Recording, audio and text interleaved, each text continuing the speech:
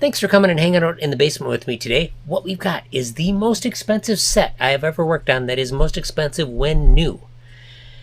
This set belongs to my friend Tim. I was over to his house and I said, hey, that Galloping Goose worked out pretty good. Do you want me to work on anything else? And he goes, I've got something for you. If you want to take a look, that'd be great.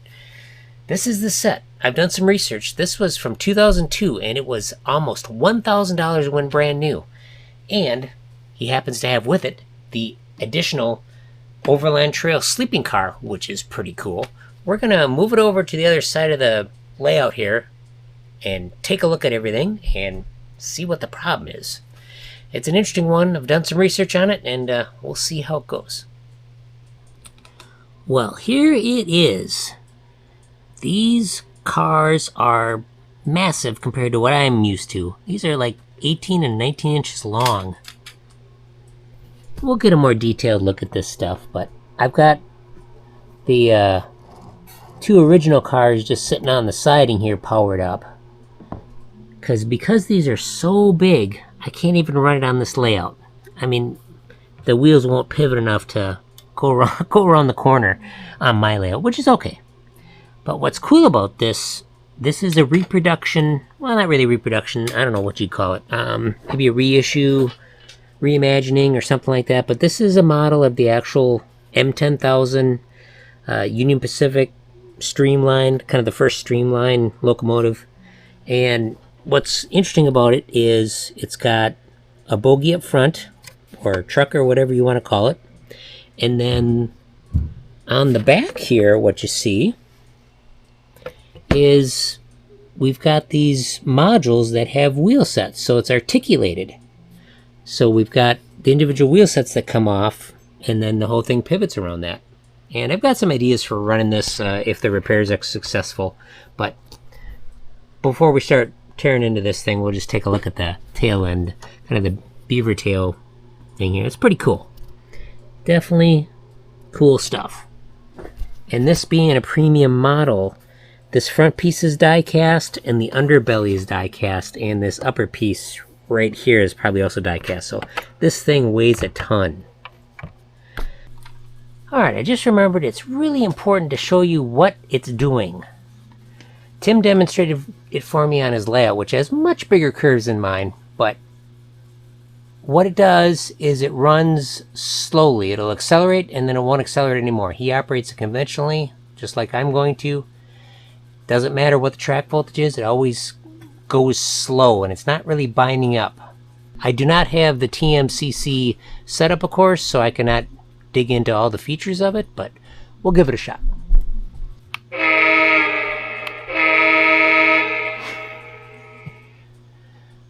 Alright, so we'll put it up to 18 volts.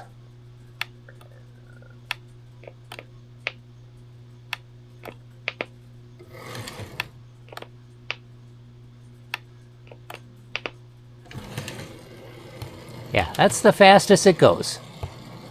That speed. Okay, I've got some fun covering for the workbench area. This thing's got some really nice detail, and the big thing with the Century stuff is they have 24 karat gold accents. Woohoo! Got a speaker down there. But as per the Lionel original, they have a couple screws on the top here, but the slots that they use in these are really narrow, so you need a real special screwdriver to access it properly. I've already loosened the back one here. Yep, the front one's loose here too. So what we've got, see this wire? This is the antenna for the TMCC control system. And these trim pieces, which kind of give you your red accent on the side, these have unfortunately lost their adhesive, so when we get this thing up and running, we will be doing a little repair on it, but understandable. Let's see, 2002, it's 2026 as I record this, so yeah, 24 years old. Let me shut off the backtrack back there.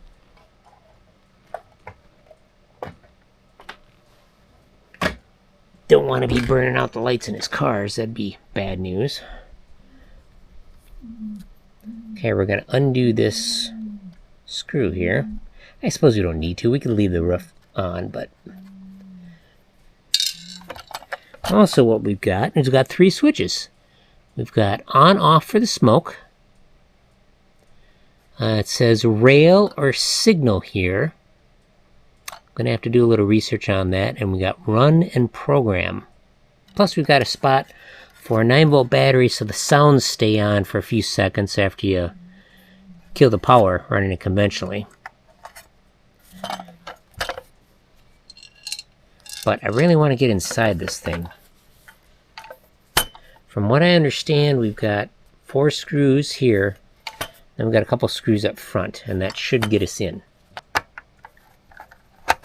Also on the underside, it says Century 2, kind of copyright Lionel LLC, made in Korea, not China.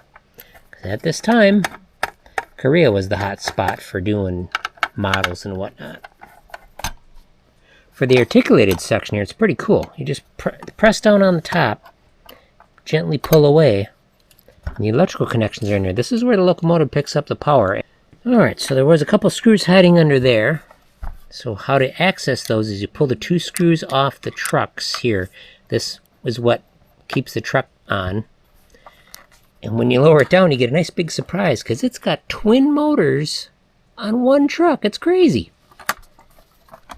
Okay, I see a screw holding the blue piece here, which is kind of locking stuff in. I'm going to undo that.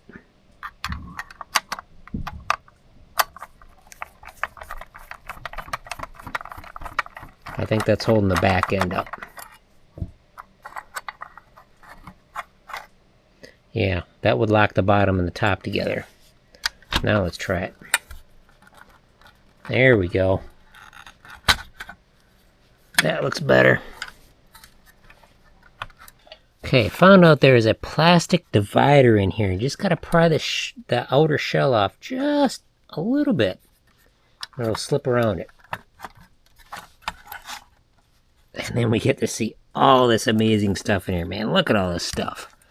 Crazy. There we go. Alrighty, whew. That is a lot of stuff. Speaker made in Thailand, not China. Alright, so what we're looking for, oh yep.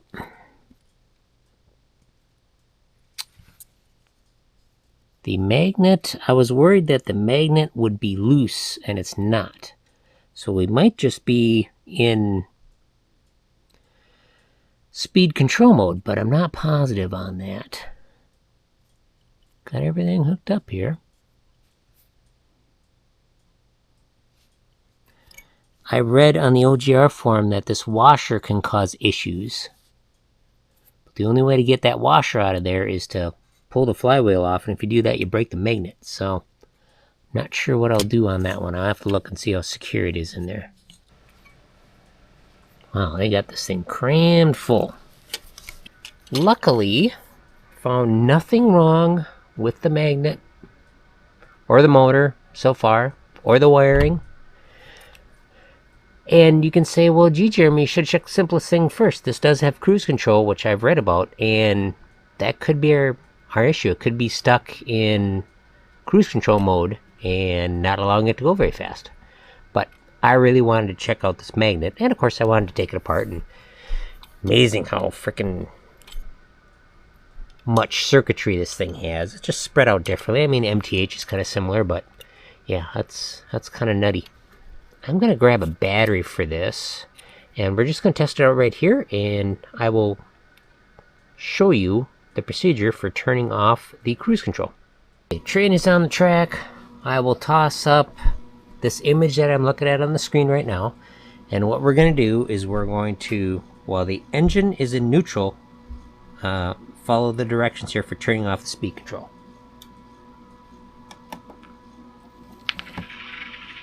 Alright, there's the sounds. Really should have been in neutral, I think.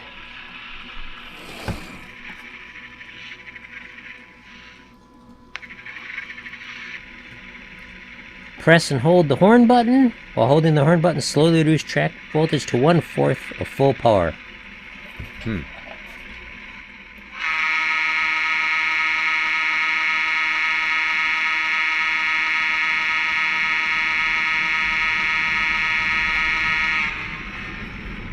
Okay, let's see if that was enough.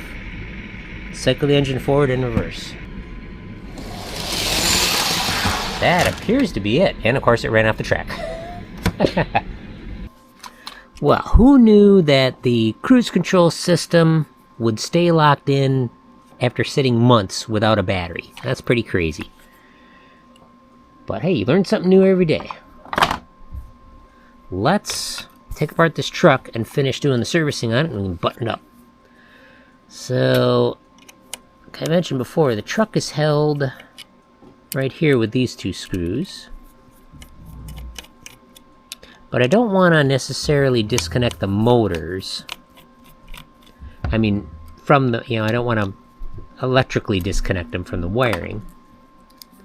So let's see how the motors are held in, because we've got to replace the traction tires, which look really difficult to replace without pulling off these side frames, and the side frames do come off.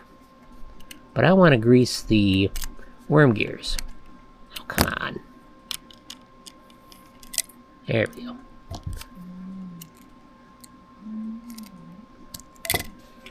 So we can't pull this out too much. Okay, so carefully cut this. Don't want to damage any wires.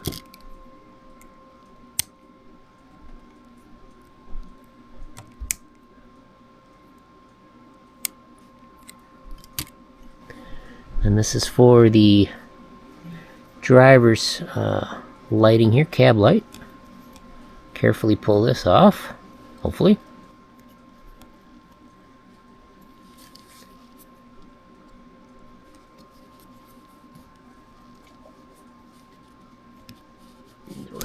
Alright, when you do that, you want to be real careful to grab just the connector body, not the wires. Okay, this guy's off. That gives us more wire. Unbelievably, this is what I had to do. As soon as I got this connector out, we had a lot more room to move. I probably could have got to this point, but I decided to remove the smoke unit, mainly because this piece right here was holding in some wiring, and then I was able to get it out, because this brown wire, I'm not positive, but it might go all the way to the back, like way to the back. But we've got enough wires here that I can safely get a good screwdriver on here and pull this truck all the way apart. You really only need to do this probably once in the ownership, but this is the only way you're going to lubricate those worm drives. And yeah, once I can get on this straight up and down, yeah, we're able to pull the motor assembly off here. Definitely wasn't worth damaging or potentially damaging the screws. Okay, let's get those out of there.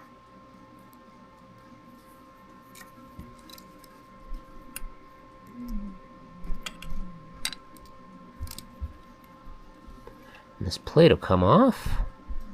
There we go. Lots of good lube in there still. It's always good to verify. Yeah, that's still pretty good stuff. But this way I can, see how the trucks move, which is plenty good. We'll lubricate this up. Let's pull off the side frames. I think I might want to use my bigger screwdriver here. It's a big screw.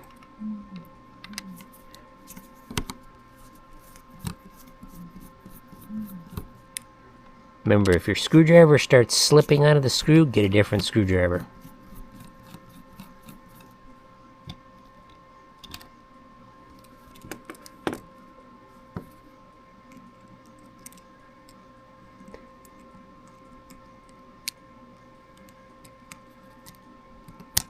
Come on. There we go.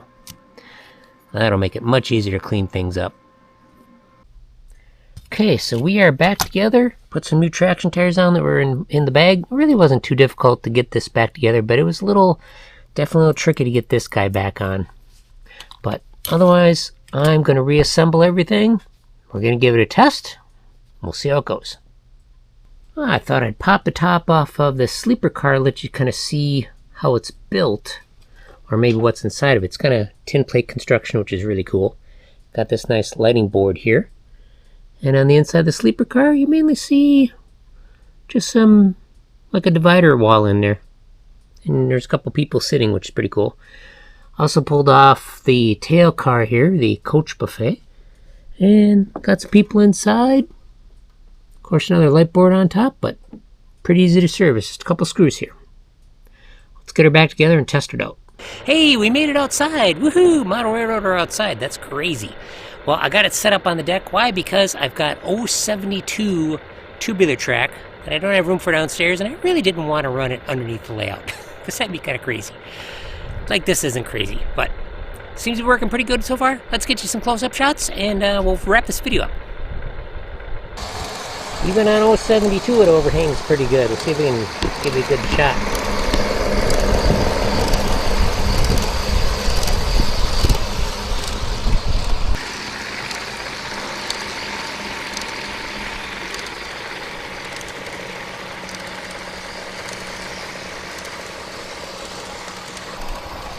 Oh, she is running good, and let me tell you, that cruise control is really easy to turn back on if you hold the horn down too long. Well, let's see how fast I want to take it.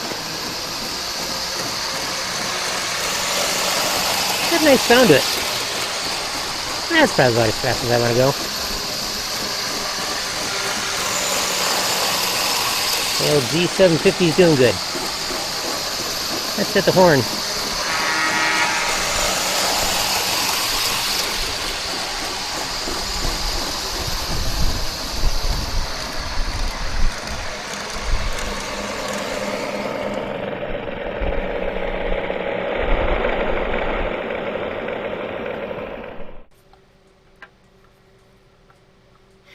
Well, there you have it. Working good, and maintenance is done, so it's good to go for quite a while. What do you think of this? Currently, as of May 2026, these are going for selling for on eBay for between $300 and $600 for the set. I don't believe that includes the extra car. Think it's worth it? Certainly a premium thing. The big thing was new tooling and everything, so it's not the same old thing, but let me know what your thoughts are. For me, just due to the physical size of this is not something that I'm really going to go after, even if it was a real good deal. It's just not my thing, but I definitely like the nose of it. Something different. I mean, I kind of prefer the, what is it, the one that's in the, Chicago Museum of Science and Industry, Flying Yankee or whatever that one is.